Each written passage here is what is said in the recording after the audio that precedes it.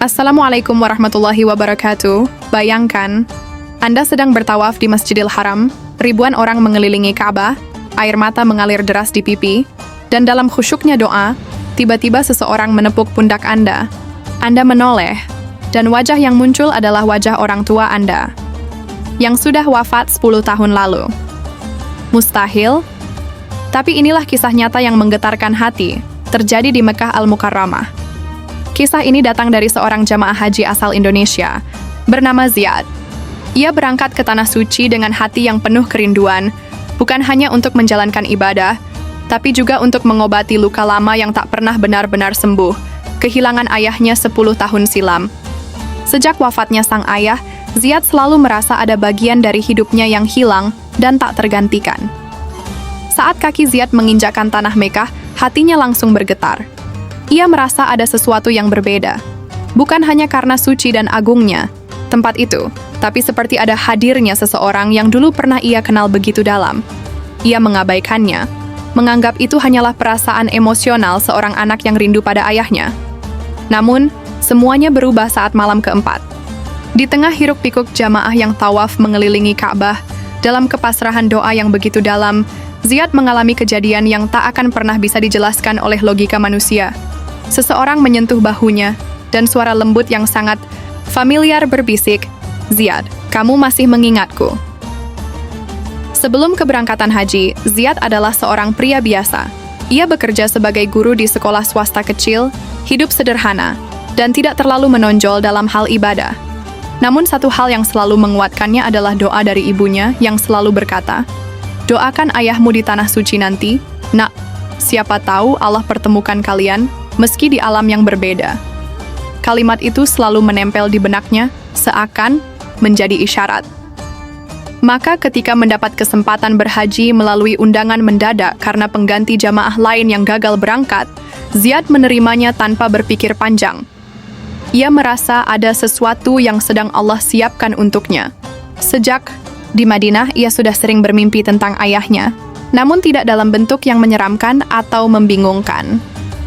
Justru ayahnya terlihat damai, tersenyum, dan seperti ingin mengatakan sesuatu tapi tidak pernah sempat bicara. Mimpi itu berulang 3 malam berturut-turut, membuat Ziyad bertanya-tanya, apakah ini hanya karena rindu, atau memang ada pesan yang ingin disampaikan? Dan benar saja, semuanya mulai berubah ketika ia tiba di Masjidil Haram. Dalam doanya, Ziyad memohon, "Ya Allah, jika Engkau mengizinkan, pertemukan aku dengan ayahku, walau hanya sekejap, aku rindu."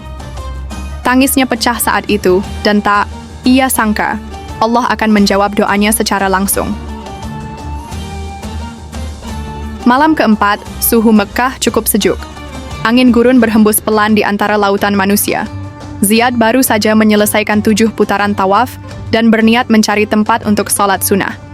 Namun sebelum ia sempat bergerak, seseorang menepuk bahunya dengan lembut. Suara itu lirih, hangat, dan begitu familiar. "Ziyad, kamu sudah besar sekarang?" Ia menoleh. Di tengah keramaian, matanya langsung membelalak. Sosok lelaki dengan pakaian ihram, wajah tenang, mata teduh, dan senyum khas, itu adalah wajah ayahnya. Tidak mirip. Itu benar-benar ayahnya. Wajah yang sudah ia hafal sejak kecil.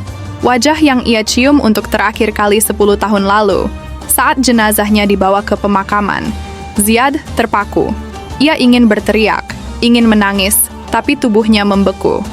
"Ayah," bisiknya nyaris tanpa suara.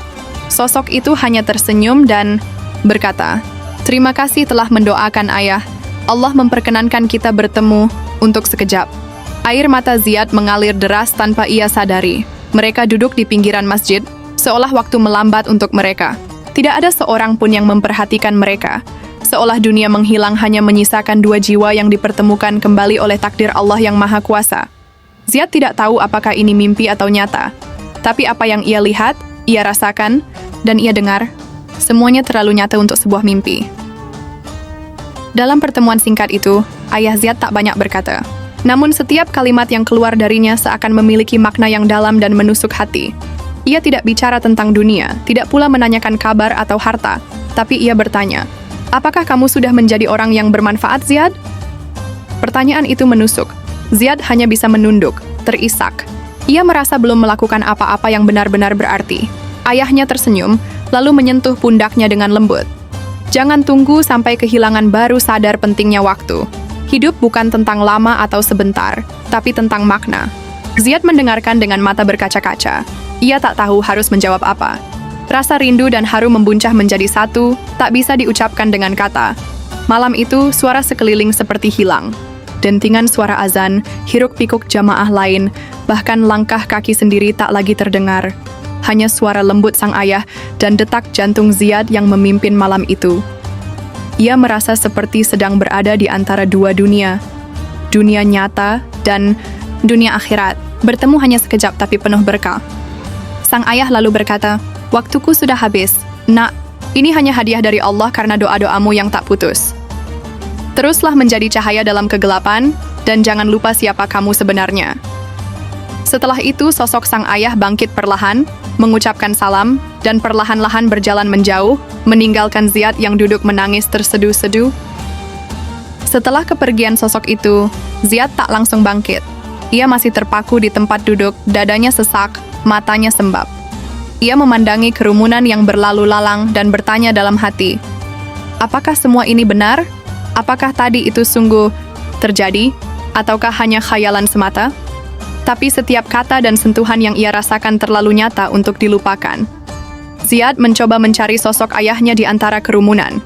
Ia berjalan mengelilingi pelataran Masjidil Haram, memandangi wajah-wajah baknai, para jamaah satu persatu berharap bisa bertemu kembali, meski hanya sedetik. Tapi hasilnya nihil. Sosok itu lenyap seolah ditelan bumi, seakan ia memang datang dari alam yang berbeda.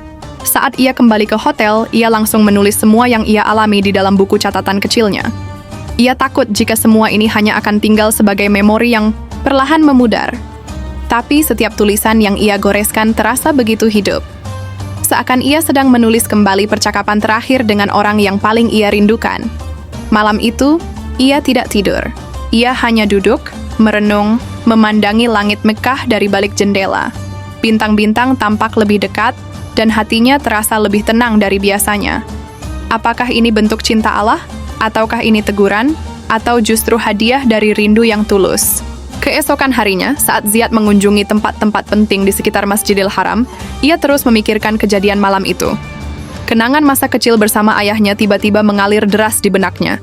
Ia teringat saat pertama kali belajar, sholat dipeluk ayahnya ketika menangis karena gagal membaca Al-Fatihah dengan lancar. Ia juga teringat saat malam terakhir sebelum ayahnya wafat. Sang ayah sempat mengusap kepalanya dan berkata, "Suatu hari nanti, jika ayah tak ada, teruslah doakan ayah.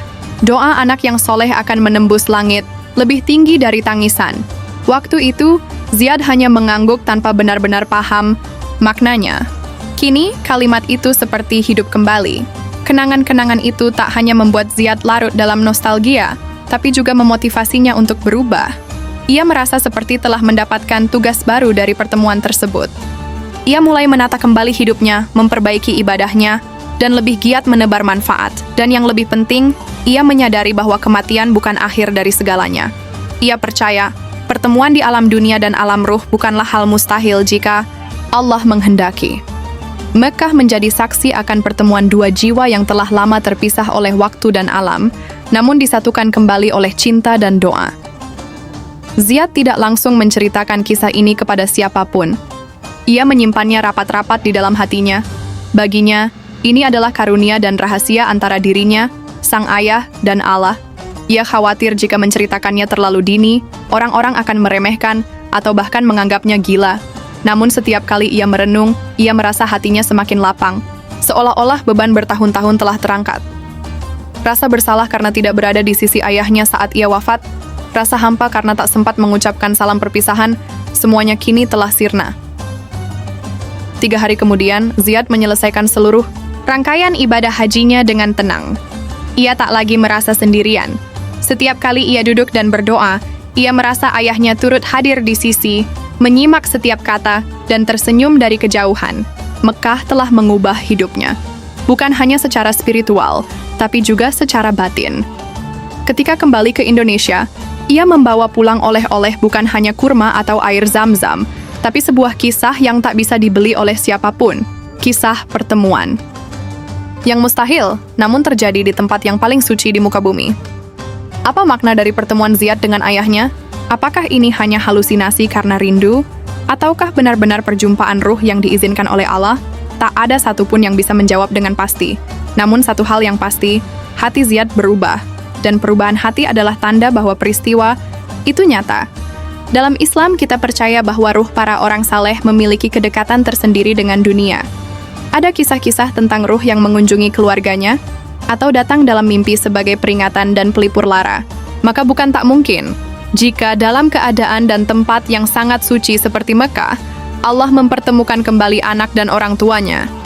Bagi Ziyad, pertemuan itu adalah jawaban atas doa yang selama ini ia panjatkan. Ia menyadari bahwa hubungan antara anak dan orang tua tidak pernah putus, bahkan setelah kematian. Doa adalah jembatan, dan cinta adalah tali yang mengikat dua jiwa, meski dalam dimensi yang berbeda. Dan inilah yang membuat Haji Ziyad terasa sangat spesial. Bukan karena oleh-oleh atau dokumentasi yang ia bawa pulang, tapi karena ia membawa kepastian bahwa cinta sejati tidak mengenal batas kematian. Bahwa di tanah suci, doa yang tulus bisa membelah langit dan menyatukan dua dunia yang terpisah. Sepulang dari tanah suci, Ziyad benar-benar berubah. Ia mulai aktif dalam kegiatan sosial di kampung halamannya. Ia membuka kelas mengaji untuk anak-anak, menyantuni anak yatim, dan mulai mendalami ilmu agama dengan sungguh-sungguh. Setiap langkah yang ia ambil seolah dituntun oleh pesan terakhir sang ayah. Teruslah menjadi cahaya dalam kegelapan.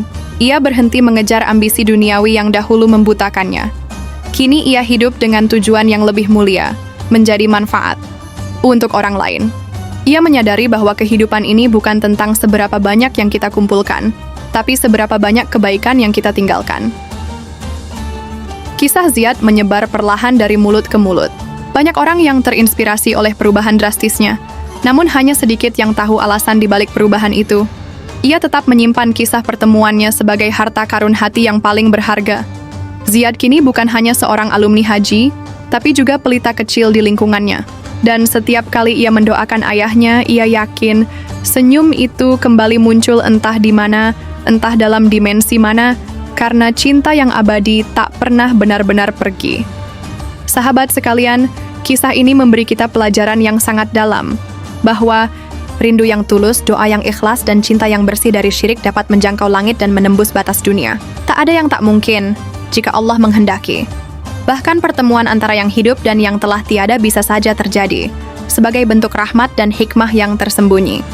Kita seringkali lupa bahwa orang tua kita bukan hanya sosok yang pernah hadir di dunia, tapi juga titipan Allah yang kelak akan menjadi syafaat jika kita jaga hubungan itu.